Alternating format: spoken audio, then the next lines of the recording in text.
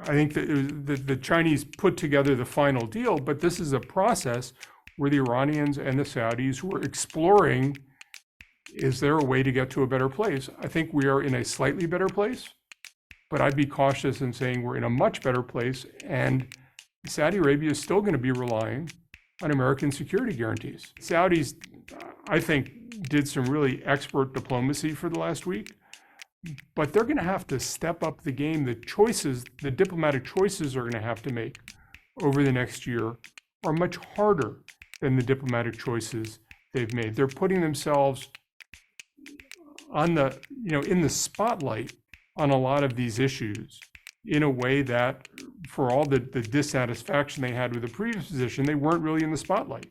And I think their decisions, whether it's going to be on Syria, whether it's going to be on Lebanon, whether it's going to be on Iraq and Yemen, how they're going to manipulate their Iran relationship, the US relationship, I think those things are going to be really hard. And China doesn't really help you with any of those things. This is the 966.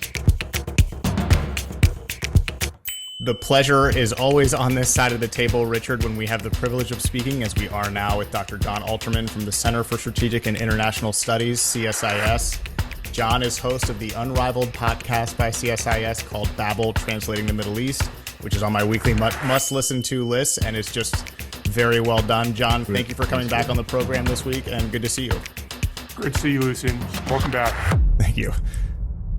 Jon, thanks so much. I can't ditto with what Lucien. It's like we get your insightful analysis and dose of good humor. And by the way, since it is March Madness and your Princeton Tigers took out Arizona yesterday, congratulations. Mabruk. Thank you. It brought an even bigger smile to my face than I thought it would. As somebody who does the Middle East, you're used to things that sort of look like they might happen, and then they seem really improbable, and then just sometimes they happen. And that was my Middle East moment yesterday. It was great. Jon, you know better than most. This caught most everybody by surprise. It's been top of the news. In the past week, you've been quoted and interviewed in the LA Times, Wall Street Journal, CNBC, Reuters, and others. Can you tell us what we should make of this agreement? Yeah, I mean, it feels to me like this is part of a broader Saudi strategy to reorient the relationship with the United States principally. And to me, this is the response to the kerfuffle we had in October when Saudi Arabia decided to lead OPEC to cut oil production. The White House was upset. They said this was political. They said they were caught by surprise. In fact, it very much seemed that they were caught by surprise. The Saudis said, we're sovereign. We don't have to tip you off. You're not an OPEC member. It sort of, and the White House said there will be consequences. And I think the Saudis pulled back and they said, well, let's think about where we're going. We were trying to have a different kind of relationship with the Biden administration, and we had this July meeting, and we set a broad agenda, but there still is a way in which the Biden administration treats us not with respect, as if we have to toe the line, as if we don't have our own sovereignty. And so I think the Saudi government seems to have said, okay, what are we going to do here to establish that we're an independent country? We have agency over our relations. We are partners with the United States. The United States remains our most important partner, but we're not subordinate to the United States. And so it felt to me like there was a week of diplomacy. It started with a leak in the New York Times, a leak in the Wall Street Journal, saying that Saudi Arabia is open and is exploring bilateral relations with Israel. And then you had the announcement that they had struck an agreement with Chinese mediation to resume diplomatic relations with Iran. Then they're starting a new airline. And by the way, they're buying almost 80, maybe more than 80 Boeing Dreamliners. Not because the White House said, you do this and you do this and we do this, and it's not out of that negotiation. It's Saudi Arabia saying, and by the way, we're starting our line. We think the Dreamliners are the best planes who are buying billions of dollars worth of American planes. And it seemed to me that the whole arc of the week was about Saudi Arabia saying, look, we are serious about our relations with the United States. We're serious about our regional relations. We're serious about our relations with China. And we're going to be the ones steering the ship. We're the ones in control of our destiny. I think realistically, you have to have pretty limited aspirations for exactly how far they'll get, how quickly with Iran. After all, having diplomatic relations is kind of a low bar. Saudi Arabia has had diplomatic relations with Iran before. It hasn't prevented a lot of tensions in the relationship. And we've all seen that relationship go up and down, and there have been accusations. In fact, not only have there been accusations of Iran trying to subvert Saudi Arabia, but the reason that they were split was because Saudi Arabia executed a number of Shia leaders who they believed were agents of Iran, were in the thrall of Iran or something else in Eastern Province, and that provoked the riot in Iran against the Saudi embassy. And that provoked a split in the relationship. So, as I said, diplomatic relations didn't prevent Saudi Arabia from feeling Iran was trying to foment insurrection in the Eastern Province. So I think diplomatic relations is an important starting point. There are issues about Iranian support for the Houthis in Yemen, who have shelled different parts of Saudi Arabia. There are, and the Iranians have said, we're not supporting the Houthis. Apparently, Ali Shamkhani admitted as part of this agreement that, in fact, they were supporting the Houthis. There are issues in Iraq. There are issues in Lebanon. There are issues of Iranian support for the government of Syria. I mean, there are any number of issues of Saudi concern with Iranian behavior. This doesn't change any of those, but it makes them subject to negotiation. I think this is a process that the Biden administration has been trying to support for several years. It started with Prime Minister Kazemi of Iraq. He left office in October. There were some meetings in Oman.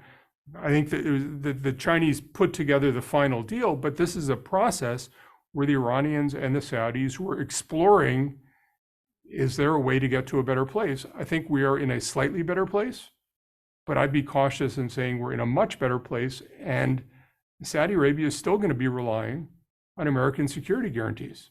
Can China make this happen? Will they actually, step in if this thing goes off the tracks a little bit?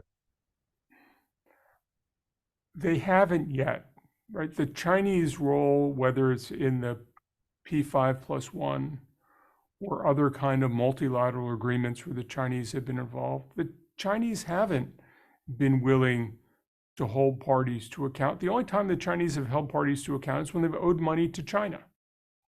But in terms of they're going to back up the Saudis by squeezing the Iranians to live up to their obligations, I'm not sure that Chinese do that. The Chinese have a lot of vocabulary about cooperation and win-win and all those kinds of things.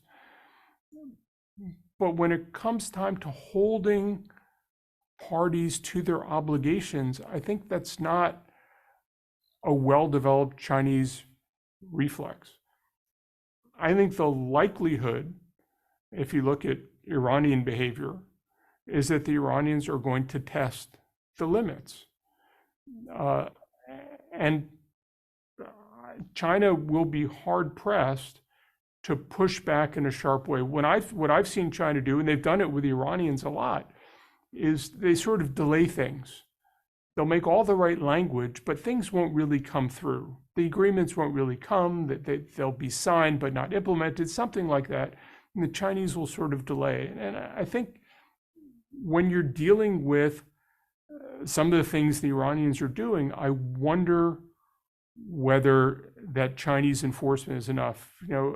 General Kurilla, the CENTCOM commander, talked about, I think there were 5 or 6 interdictions of Iranian weapons going to the Houthis in the last 90 days.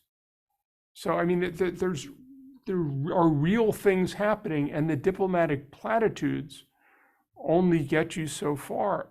I'm not sure the Chinese are practiced at holding folks to account. I'm not sure they have the tools. I'm not sure they're interested in holding people to account. The Chinese want to be there for the congratulations. They want to be there for the images of harmony.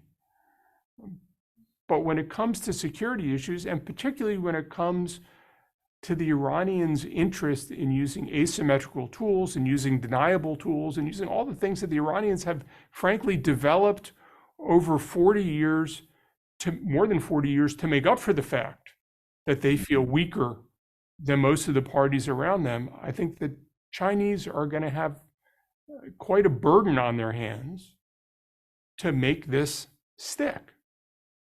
Now, certainly, I think one of the other interesting things that's going on, it doesn't require the Chinese to do much, is my understanding is both the Saudis and the Emiratis have talked about potential investments in Iran, potential economic engagement with Iran. And I think that's another really interesting thing. If the US policy is don't engage with Iran, and we're going to squeeze Iran economically, and the policy of our Gulf partners who we're working to defend is to engage more with Iran and to try to create economic incentives for the Iranians to change their behavior, I wonder how that breaks.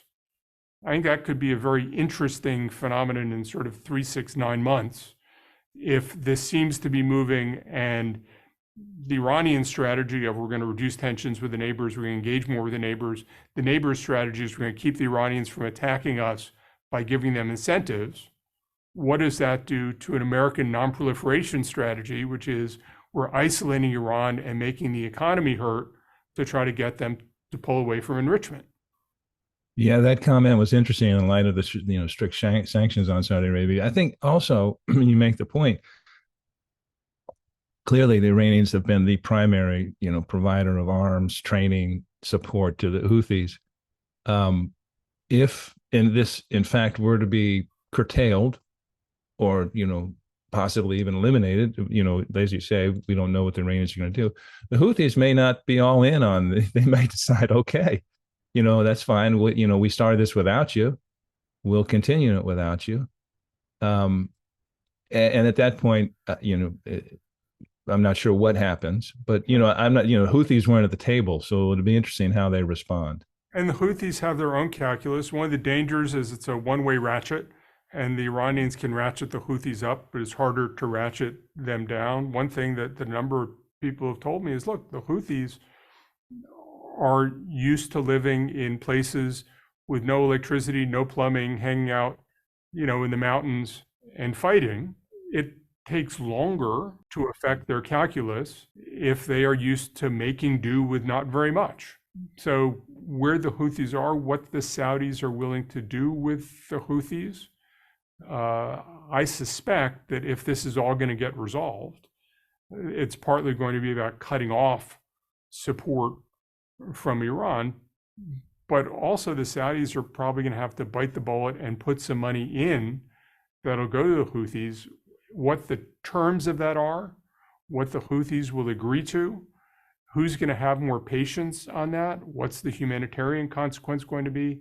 I think over the next several months, that's going to be a lot of hard decisions. I think, in many ways, the Saudis, I think, did some really expert diplomacy for the last week, but they're going to have to step up the game. The diplomatic choices are going to have to make over the next year are much harder than the diplomatic choices they've made. They're putting themselves on in the spotlight on a lot of these issues in a way that, for all the dissatisfaction they had with the previous position, they weren't really in the spotlight.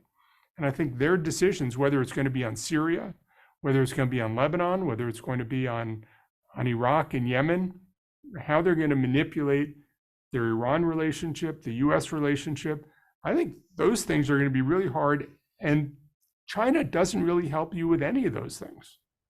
Well, and you that's a very interesting comparison because it seems to me that the Saudis made a very conscious choice that the maximum pressure applied by the previous administration, in particular, and maintained by this administration, isn't in their fully in their interests. I mean, I think one of the it seems to me one of the major motivations in establishing diplomatic relations with Iran and getting more proper channels and communication was that they don't want to be, collateral damage if Israel strikes Iran. And this is one way to possibly insulate them from blowback, because they see that the JCPOA is not, unlikely to be renewed. They see the rhetoric and the escalating, dialogue between the Israelis and Iran. Obviously, Israelis have said, we'll strike if we need. So again, we talked about this earlier, John.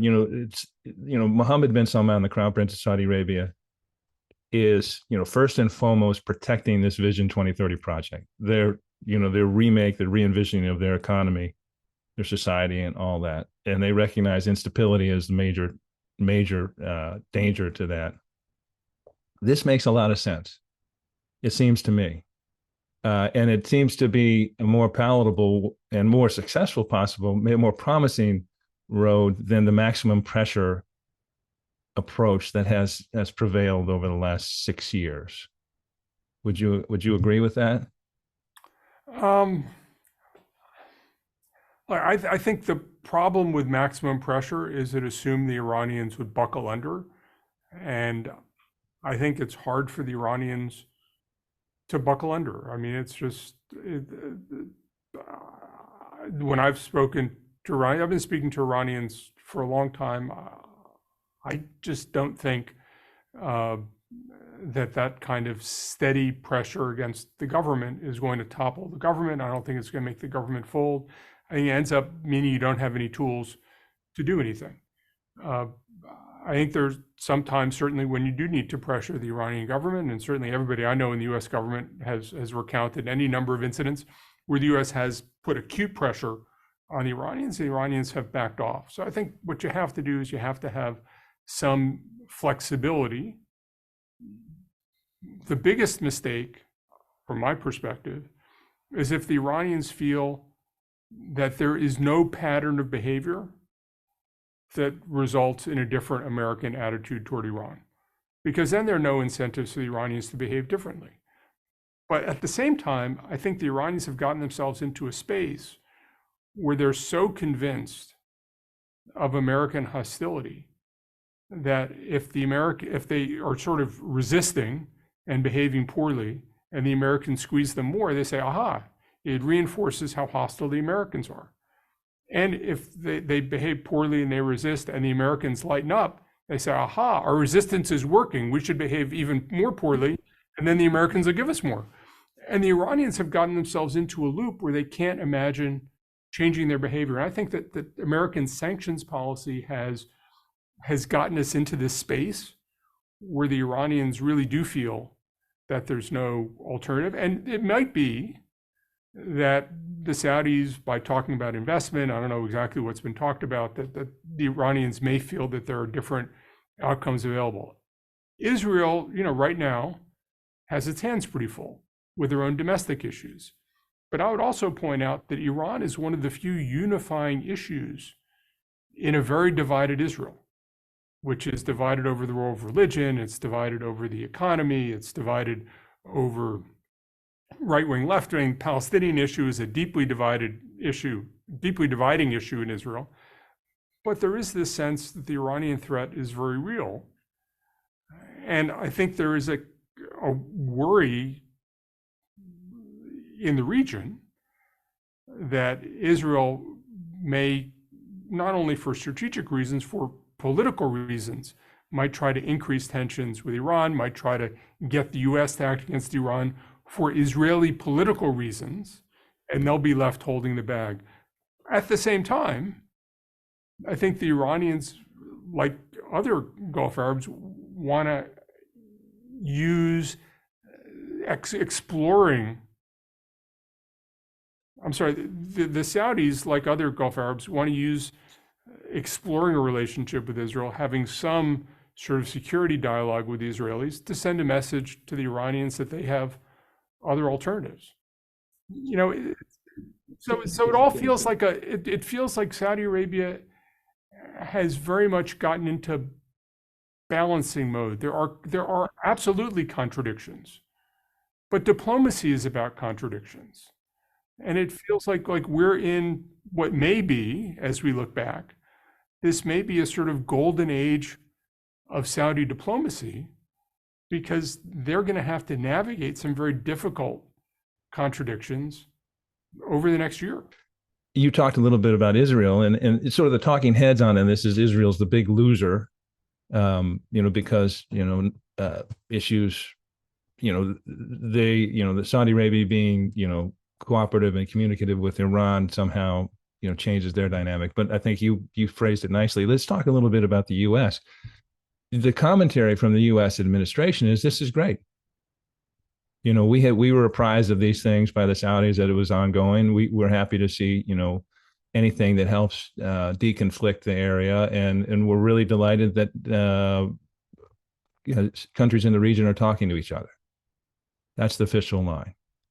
I think it puts a little more of a positive spin than I've seen. I think they're skeptical how much the Chinese, A, have contributed to this, and B, what the result of the Chinese effort would be.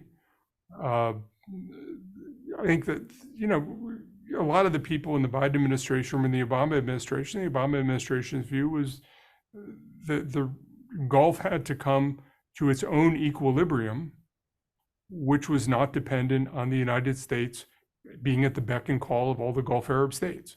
So you could see this as the realization of a transition in the region where the United States isn't at the beck and call of all the states in the region. Again, it feels to me like we are in a period of transition, a period of balancing. There will be a lot of tensions in the months to come. But I think that as I say, that there's a sense of Saudi agency. I think the Emiratis have been really interested in exploring a different kind of relationship with Iran now. One of the big question marks is, where does Iran go with a transition? The supreme leader, Ali Khamenei, is reportedly sick. He's certainly 83. Are you going to have a transition in Iran, and are you going to have a transition to something else going forward? And how should the Gulf states prepare for that? So it feels to me like there's a moment of real movement here. The other thing going on is I think there is an increasing consensus that with the energy transition, the world is going to be more reliant on Gulf oil before it's less reliant on Gulf oil. And all of these transitions may be happening at a time when the world is actually more focused on the Gulf than it's been. And so that's another sort of interesting aspect of all this diplomacy is it feels to me like there's going to be an increasing need to understand what's going on, an increasing possibility of things going off the rails, but also an increasing possibility of getting to a place where these things are managed better, which doesn't involve the United States sending 100,000 troops, which I think all of us think is much less likely now than it was 20 years ago. It's going to be a very interesting first week for Michael Ratney, the new ambassador to Saudi Arabia from the United States, was approved by the Senate. John, if I just can jump in here and actually connect it back to the first question that Richard asked, if that's okay. No. China, we talked a little bit about their enforcement power. They are the sort of archetype of non-interference power. They're really going to be using soft power, economic power to enforce this. In your view, is that really going to be enough to sort of, solve any of these problems, that these little flare-ups that might come up? Do you see this working out? When I worked on Capitol Hill, we had an international law professor who was doing a fellowship in our office. And he said that international law is a little bit like speed limits on the roads.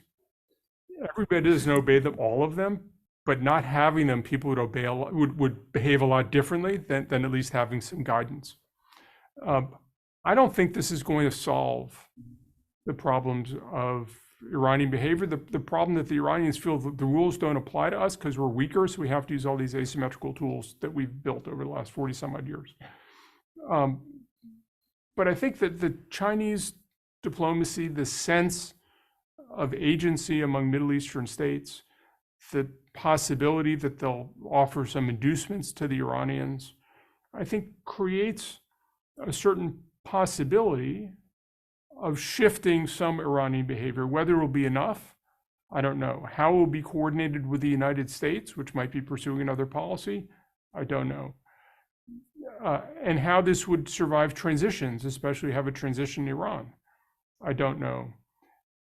But it certainly seems that all of this means there are opportunities that weren't there a year ago, even 6 months ago.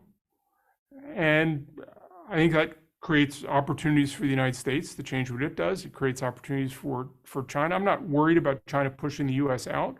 I think it creates opportunities for China to behave in a different way. To me, it mostly creates opportunities for Gulf Arab states to change their relationship with the United States and frankly have a much healthier relationship that is not so much of we pick up the phone and we expect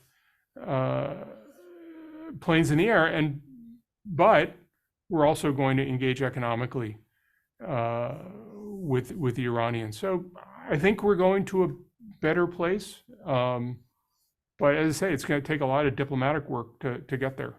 Jon is host of the Unrivaled podcast by CSIS called Babel, Translating the Middle East.